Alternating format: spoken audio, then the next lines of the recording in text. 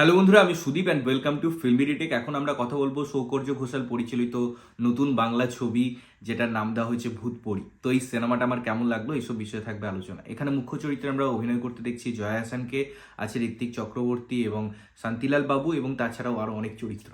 তো এই সিনেমাটা যখন আমি ট্রেলারটা দেখেছিলাম আমার বেশ ইন্টারেস্টিং লেগেছিল। আমি যখন ট্রেলার রিভিউ করেছিলাম বলেছিলাম যে সৌকর্য ঘোষালের একটা আলাদা ট্রিটমেন্ট আছে সিনেমার। তিনি যেভাবে ফ্যান্টাসি ওয়ার্ল্ডটাকে দেখানোর চেষ্টা করেন, যেভাবে বাচ্চাদের তার সিনেমায় রিপ্রেজেন্ট করেন, সেটা অনবদ্য।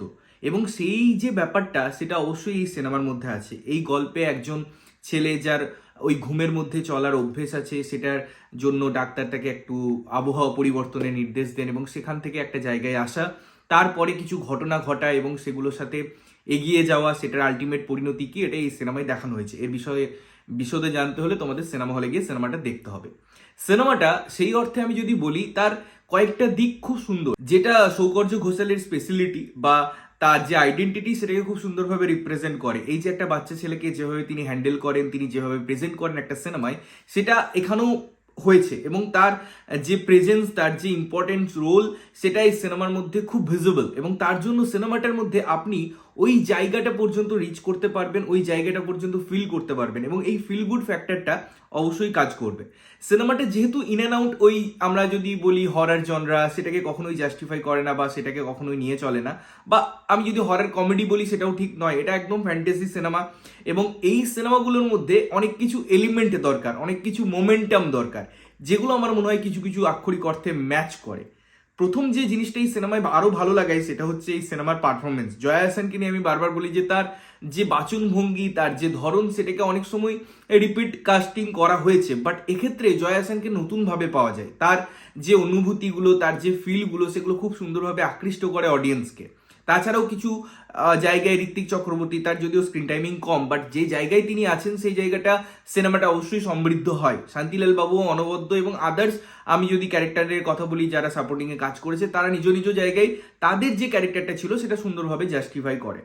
সিনেমার একটা জায়গা আছে যেখানে শুধুমাত্র মিউজিক দিয়ে ট্রিটমেন্ট করা হয়েছে এবং এই জায়গাটা বিশেষত আমার খুব পছন্দের জায়গা, যে আমি ডায়লগস দিলাম না, আমি শুধু এক্সপ্রেশন এবং মিউজিকের মধ্যে পুরো জিনিসটাকে, অ্যাটমসফিয়ারটাকে রিপ্রেজেন্ট করছি। এটার মধ্যে একটা দক্ষতার দরকার, বিকজ অডিয়েন্স রিটেনশন কম হতে পারে, বাট তার মধ্যে যে ডেপথ আছে এই সিনেমায়, তার মধ্যে যে প্রেজেন্টেশন ধরনটা আছে, সেটা খুব সুন্দরভাবে ওয়ার্ক করে, যার জন্য আমার বেশ ভালো লেগেছে ব্যাপারটা।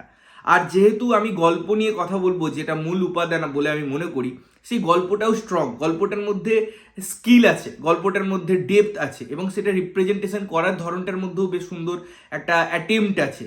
এবং যে লেয়ার বা গঠনের আমি যদি কথা বলি, তার মধ্যেও অনেক কিছু আমি বলবো হিউমার অ্যাড করা হয়েছে। কমিক টাইমিংগুলো কিছু কিছু জায়গায় ওয়ার্ক করে, কিছু কিছু জায়গায় এই যে একটা পোকিং এর ব্যাপার আমি যদি কথা বলি, সেগুলো খুব সুস্পষ্ট, যদিও সেগুলো একদম আন্ডারটোনেই রাখা হয়েছে, একদম আঙুল দিয়ে দেখানোর ব্যাপার ছিল না, তাও স্টিল সেই জিনিসগুলো খুব সুন্দরভাবে ম্যাচ করে যায়, খুব সুন্দরভাবে ওয়ার্ক করে যায়, যার জন্য সিনেমাটা দেখতে ভালো লাগে। এবং এই সিনেমাগুলোর যে উদ্দেশ্য হয়, আমি যেমন বলছিলাম যে ফিল গুড ফ্যাক্টর, সিনেমাটা শেষে একটা অজানা প্রাপ্তি, একটা উন্মাদনা, একটা আনন্দ, একটা মুখে হাসি আনার ব্যাপার, এই জিনিসগুলোই সিনেমার জন্য ওয়ার্ক করে যায়, যার জন্য সিনেমাটা না একটা ওভারঅল গুড সিনেমা হয়ে যায়।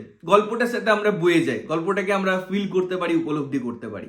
তবে সিনেমাটার যেহেতু ডিউরেশন কম, তাই আমার মনে হয় সিনেমার মধ্যে আরেকটু কেমিস্ট্রিগুলো সেভাবে ডেভেলপড হয় না। আমরা ইন্ডিভিজুয়ালি ক্যারেক্টারগুলোকে মনে রাখতে পারি, তাদের পারফরমেন্সগুলোকে আমরা মনে করতে পারি, রিকল করতে পারি, কিন্তু যখনই একে অপরের সাথে আমি মেলবন্ধনের কথা বলবো, সেক্ষেত্রে খুব কম জায়গায় সেটা বিল্ড আপ হয়, খুব কম জায়গায় সেটা ওয়ার্ক করে। এবং তার টেকনিক্যালিটিসের আমি যদি কথা বলি, সেক্ষেত্রে আমার মনে হয় ভিএফএক্স খুব দুর্বল হয়ে গেছে, যেটা একটা সিনেমার রিপ্রেজেন্টেশনের জন্য খুব ইম্পর্টেন্ট। কারণ আমি যখন ফ্যান্টাসি ওয়ার্ল্ড দেখাবো, এই ধরনের গল্প বলবো, সেক্ষেত্রে এটা একটা হিউজ রোল প্লে করে। আমার মনে হয় সেই জিনিসগুলো যদি একটু চেঞ্জ করা যেতে পারতো, তাহলে অবশ্যই একটা মাস্টার স্ট্রোক বা মাস্টারপিস হওয়ার অপরচুনিটি ছিল এই সিনেমাটার ক্ষেত্রে, বাট কোনো কিছু কারণে বা এইসব জিনিসগুলোর জন্য সেটা হয়ে ওঠে না। বাট আমি বলবো একটা অবশ্যই ভালো সিনেমা, একটা একটা ফ্রেশ অ্যাটেম্প্ট, অবশ্যই একটা ভালো অ্যাটেম্প্ট, এবং তোমাদের এই সিনেমাটা ভালো লাগবে। অবশ্যই গিয়ে দেখো সিনেমাটা এবং দেখে এসে জানাও যে কেমন লাগলো। ততক্ষণের জন্য ভালো থাকবে, সুস্থ থাকবে এবং সবসময় ভালো জিনিস দেখবে। চ্যানেল যদি প্রথমবার দেখছো, লাইক কমেন্ট শেয়ার করতে হবে, সাবস্ক্রাইব করতে হবে, যাতে প্রত্যেকটা নোটিফিকেশন তোমাদের কাছে পৌঁছায়। ততক্ষণের জন্য